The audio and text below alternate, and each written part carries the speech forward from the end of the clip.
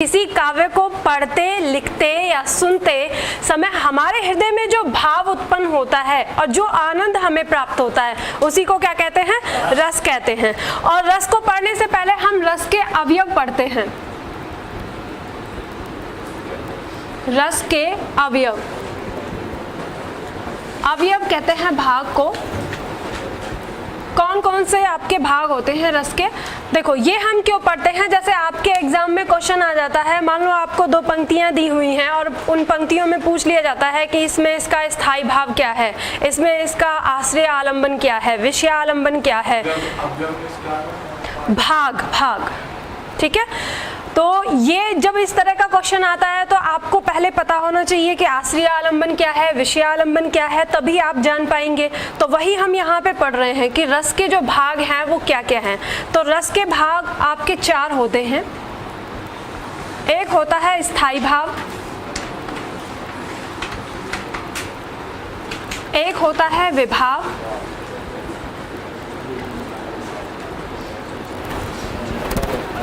अनुभाव और संचारी भाव।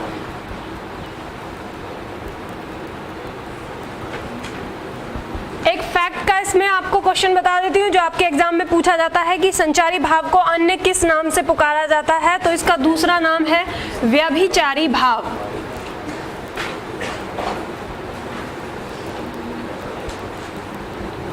अब देखते हैं इनको एक तरफ से कि ये होते क्या हैं। देखो, जो आपका स्थायी भाव होता है ये हमेशा हमारे जन्म से लेके मृत्यु तक हमारे हृदय में रहने वाले जो भाव होते हैं उन्हें हम स्थायी भाव कहते हैं। ये स्थिति परिस्थिति के अकॉर्डिंग आते जाते रहते हैं। उसके बाद आता है आपका विभाव। विभाव का अगर हम देखें शाब्दिक अर्थ होता है कारण, यानी मैं आपको एक एक करके पहले बता दूं, फिर आपको पूरा एग्जाम्पल भी बताऊंगी, ठीक है। जैसे देखो, विभाव है, विभाव का अगर हम शाब्दिक अर्थ देखते हैं तो इसका शाब्दिक अर्थ होता है कारण। और कारण यानी वे कारण जिनकी वजह से स्थायी भाव हमारे मन में जगा है। अनुभाव कहते हैं, अनुभाव आता है आपका चेष्टाओं से, चेष्टाएं। जैसे आपके मन में स्थायी भाव जगा, उसके बाद कुछ क्रिया प्रतिक्रिया होगी, तो वही जो क्रिया प्रतिक्रिया हुई है उसे कहते हैं चेष्टाएं, और उसी को हम रस की भाषा में कहते हैं अनुभाव। और फिर उसके बाद आता है संचारी भाव। संचारी भाव कहते हैं स्थायी भाव की पुष्टि करने वाले भाव, आने जाने वाले भाव, यानी हमें ये बताने के लिए जो आते हैं कि हमारे मन में कौन सा भाव जगा है। जैसे अब देखते हैं स्थायी भाव आपके होते हैं, जैसे प्रेम है, प्रेम को स्थायी भाव ही कहते हैं। हमारे हृदय में जो प्रेम होता है उसको हम रस की भाषा में रति कहते हैं। या हमें गुस्सा आता है तो उसका स्थायी भाव होता है क्रोध। अगर हमें डर लगता है तो उसका स्थायी भाव होता है भय। तो इस तरह से ये 9 स्थायी भाव हैं जो हमारे रस में हमको पढ़ने के लिए मिलेंगे, ठीक है। तो ये स्थायी भाव कैसे जगे हैं, कैसे प्रतिक्रिया होती है, ये मैं आपको बताती हूँ। विभाव आपका वही कारण होता है जिस कारण से स्थायी भाव आपका जगा है। अनुभाव वे चेष्टाएं जो स्थायी भाव जगने के बाद हमने की हैं। और संचारी भाव वे भावनाएं, वे फीलिंग जो आके हमें बताती हैं कि हमारे हृदय में कौन सा भाव जगा है, ठीक है। इसमें चलो मैं आपको एक एग्जाम्पल देके बताती हूँ। जैसे अगर हम श्रृंगार रस से लेते हैं कि श्रृंगार रस में होता है कौन सी क्रिया प्रतिक्रिया आप कैसे पहचानोगे। जैसे सपोज आप अपने स्कूल में थे, जब 12th में थे, तो वहाँ पे आपको पता चलता है कि कोई नया एडमिशन हुआ है, और जब आपके अंदर जिज्ञासा है उसे देखने की, जानने की, आपने देखा सामने से कोई नया चेहरा आ रहा है या आ रही है। उसको देखने के बाद आपके मन में क्या भाव जगा? रति। अब ये भाव तो जगा, तो यहाँ पे कारण क्या हुआ? कारण यानी विभाव क्या है? वो सामने वाला जिसको आपने देखा। और इस विभाव में ही आपके आश्रय आलंबन और विषय आलंबन होते हैं जो हम इसके बाद करेंगे।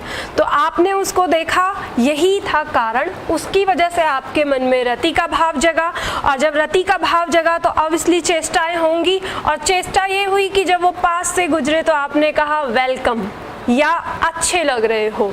तो ये थी आपकी चेष्टाएं। और फिर उसके बाद उन्होंने स्माइल कर दी और आपके मन में एकदम से खुशी, उत्साह और संचार, इस तरह से संचार हो गया। तो वो आपके संचारी भाव है, जैसे खुशी, उत्साह, या फिर ये जानने की इच्छा कि अब वो कौन है, नाम क्या है उनका। तो ये सारी चीजें आपकी क्या आती है, संचारी भाव में आती है। ठीक है, तो अब हम देखते हैं नेक्स्ट विभाव के बारे में कि विभाव हमारा कितने प्रकार का होता है।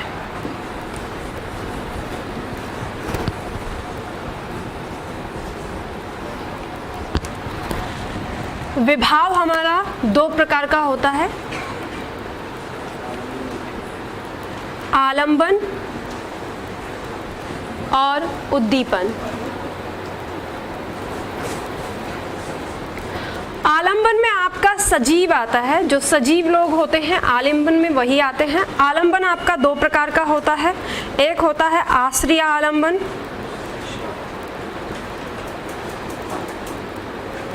और दूसरा होता है विषय आलंबन।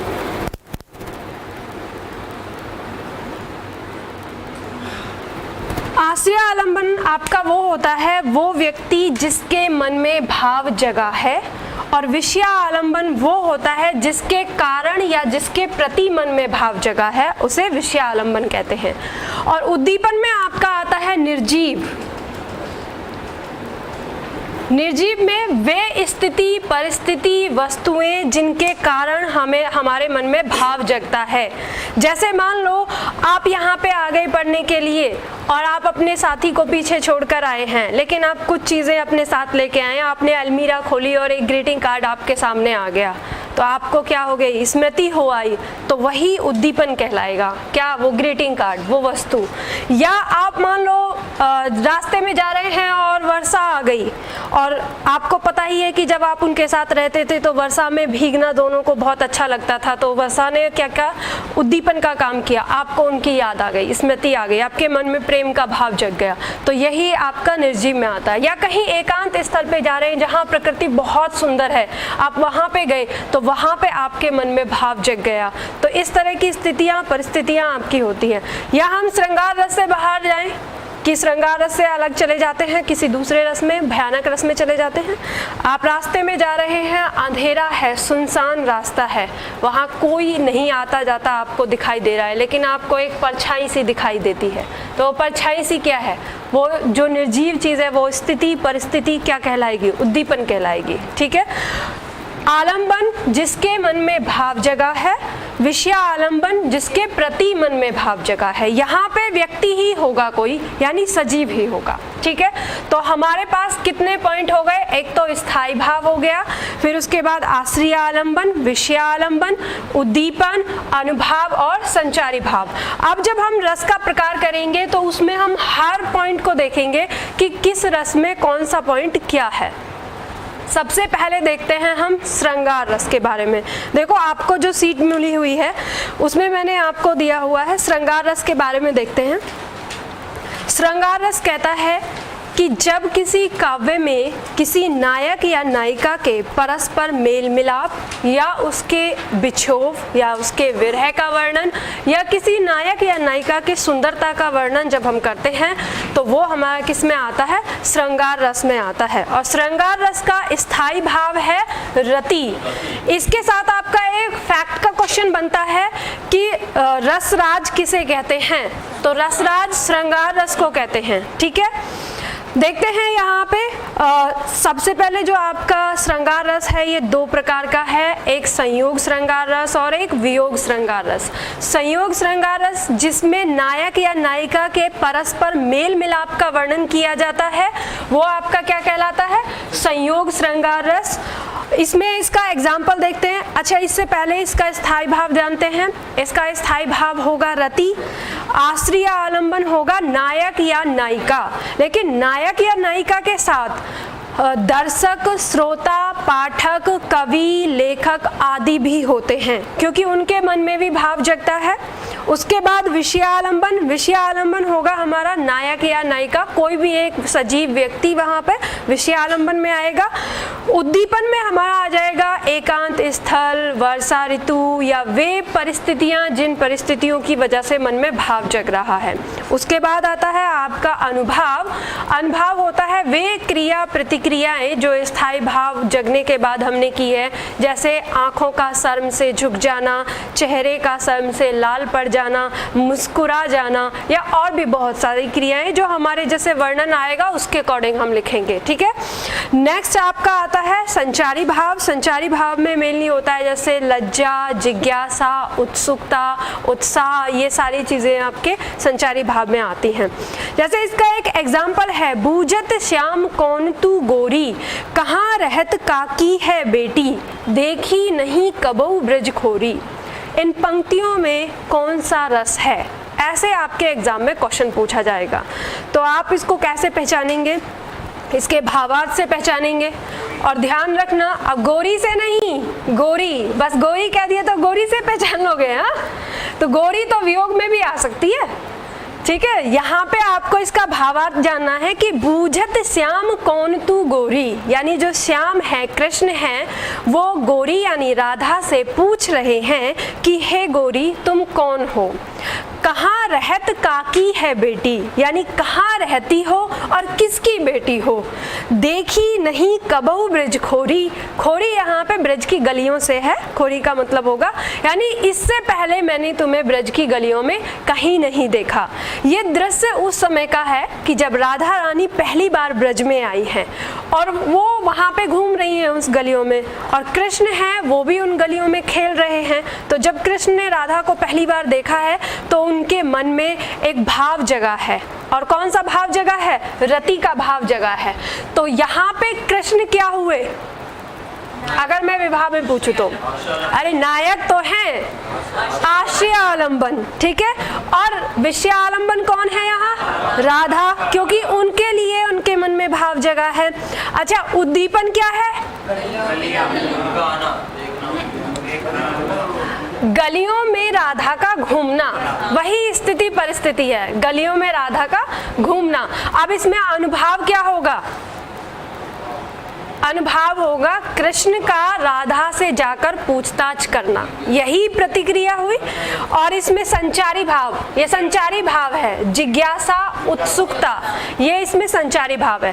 अब अगर आपसे क्वेश्चन में ये पूछ लिया जाए, ये पंक्तियां देके कि बूझत श्याम कौन तू गोरी, इन पंक्तियों में कौन सा स्थायी भाव है, तो आप पहचान सकेंगे, रति का है। अगर ये पूछा जाए कि इसमें आश्रय आलंबन कौन है, तो नायक या श्याम आप पहचान सकते हैं। विषय आलंबन कौन है, राधा या गोरी। इसी तरीके से अगर आपसे पूछा जाए अनुभाव क्या है, तो पूछताछ करना, नायक का नायिका से पूछताछ करना, तो आप इसे इस तरह से पहचान सकते हैं। नेक्स्ट इसमें आपको अन्य उदाहरण भी दिए हैं, अन्य उदाहरण आप कर सकते हैं इनको देख के, और भी मैं इससे ज़्यादा भी आपको एग्जाम्पल दूंगी। जैसे हमारा रस खत्म हो जाएगा उसके बाद अलग से सीट मिल जाएगी आपको, तो प्रश्नोत्तर भी दूंगी और ये भी हो जाएगा। नेक्स्ट है पंक्ति को समझने के लिए पर्यायवाची करना होगा, जो मैं हमेशा बोलती हूँ वो ऐसे नहीं होगा। मैं हमेशा कहती हूँ पर्यायवाची याद करो, अनेकार्थी याद करो, विलोम शब्द याद करो, वो ऐसे ही नहीं बोलती। वो शायद आपको लगता होगा कि मैं पर्यायवाची के पीछे क्यों पड़ी रहती हूँ, वो सिर्फ आपके एग्जाम में नहीं पूछेगा, उससे आपका जो ये गद्यांश, पद्यांश, लेखन, सारी चीजें आपकी हिंदी में समझ, वो सारी चीजें बनती हैं, तो तभी आपको याद होगा। जैसे खोरी, खोरी शब्द आया, आप कैसे इसको पहचानोगे। मान लो जैसे आप अपने पीछे पेज पे जाओ वापस, इसमें आपका दिया है अन्य उदाहरण में पहला दिया है, इसमें दूसरी लाइन है मानहु मदन दुंदुभी दीनी। अब इसमें बताओ, इसमें एक शब्द है मदन, मना किया है ना बोलने के लिए। तो अब ये देखो, अगर आपको कामदेव के पर्यायवाची याद होंगे तो आप पहचान लोगे कि यहाँ मदन किसके लिए आया है, कामदेव के लिए आया है, इसलिए जरूरी है, ठीक है। तो ये चीज ध्यान रखना। नेक्स्ट देखो, नेक्स्ट है आप